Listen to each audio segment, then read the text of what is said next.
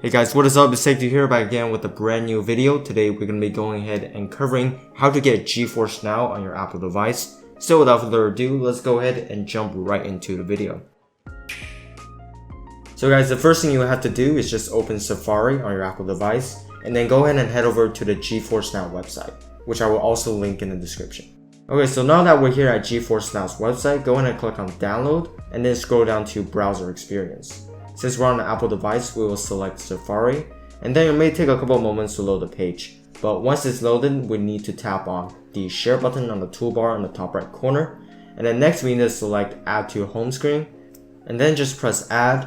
And after that, let's go back to the home screen. So now that we're at the home screen, let's just press on the Geforce Now app that we just added, and the app should now have opened. So now that we're here, you guys can select any game that's available on Geforce Now and have fun. So there we go guys, I hope you guys did enjoy this video. For more videos just like this, make sure to hit that subscribe button and that bell icon so you're notified as soon as a new video comes out.